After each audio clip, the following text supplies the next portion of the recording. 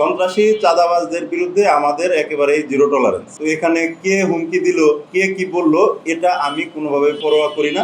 স্বরাষ্ট্র উপদেষ্টা মহোদয় থানা পরিদর্শনে এসেছিলেন, থানা উনি ঘুরে দেখেছেন, থানার সার্বিক ব্যবস্থাপনা সম্পর্কে আমাদের কাছে জানতে চেয়েছেন, থানার ব্যারাকগুলো পরিদর্শন করেছেন, আমাদের পুলিশ সদস্যরা কিভাবে থাকেন, তাদের থাকা খাওয়ার ফ্যাসিলিটি কতটুকু, এই জিনিসগুলো উনি দেখেছেন। সন্ত্রাসী চাঁদাবাজদের বিরুদ্ধে আমাদের একেবারেই জিরো টলারেন্স। সন্ত্রাসী চাঁদাবাজি আমরা আমাদের এলাকায় হতে দেব না, এটা নিয়েই, এই লক্ষ্য নিয়ে আমরা এগিয়ে যাচ্ছি। তারপরও বিভিন্ন সময়ে সন্ত্রাস বা চাঁদাবাজির বিভিন্ন ঘটনা সামনে চলে আসে। আমরা প্রত্যেকটি ঘটনা অ্যাড্রেস করি, প্রত্যেকটি ঘটনা অ্যাড্রেস করে সাথে সাথে অ্যাকশনে যাই এবং এই বিষয়গুলো নিয়ে অনেকগুলো মামলা হয়েছে, মামলায় আমরা অনেক আসামি গ্রেফতার করেছি। তো সন্ত্রাসী চাঁদাবাজির যে কোনো ঘটনা আমাদের কাছে আসলে আমরা তাৎক্ষণিক ব্যবস্থা নিচ্ছি এবং মামলা করছি, মামলা করে আসামি গ্রেফতার করছি। আমরা প্রোঅ্যাক্টিভলি আলাদা ব্যবস্থা নিচ্ছি, যেমন প্রত্যেকটি থানা এলাকায় আমাদের পেট্রোল টিম যেভাবে কাজ করছে, টহল টিম, চেকপোস্ট কার্যক্রম চলমান আছে।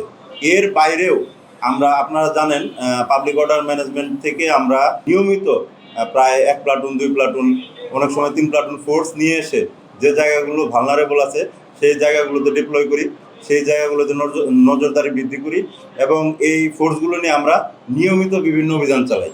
মাদক বিরোধী অভিযান হোক বা চাঁদাবাজ বিরোধী অভিযান হোক, এই অতিরিক্ত ফোর্স নিয়ে আমরা এই অভিযানগুলো চালাই এবং এই অভিযানের কারণে আমাদের কিছু সাফল্যও আছে। তো সেগুলো বিভিন্ন ডাটাতে আপনারা দেখতে পাবেন। তো যেহেতু এটা আমার রাষ্ট্রীয় কাজ, তো এখানে কে হুমকি দিল, কে কি বললো, এটা আমি কোনোভাবে পরোয়া করি না। যেহেতু আমার এটা রাষ্ট্রীয় কাজ, রাষ্ট্র আমাকে এই দায়িত্ব দিয়েছে, আমি সর্বোচ্চ চেষ্টা করি আমার রাষ্ট্রীয় দায়িত্ব পালন, ব্যক্তিগত কোনো ইস্যু নেই। আমাদের ডিএমপির প্রায় 50টি থানার মধ্যে 25টি থানাই ভাড়া বাসায় চলে।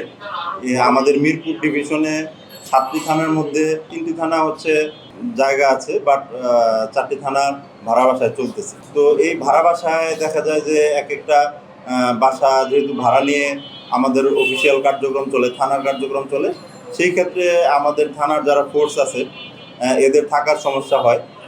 এরা অনেক সময় বাইরে বিভিন্ন বাসা ভাড়া করে থাকে, ব্যারাক সুবিধাটা একটু এখানে কম আছে। তো এটা যদি সরকার ইচ্ছা করে ভবিষ্যতে হয়তো ভাড়া বাসা থেকে সরকারি জায়গায় আলাদা স্থাপনা করে থানা প্রতিষ্ঠিত হবে।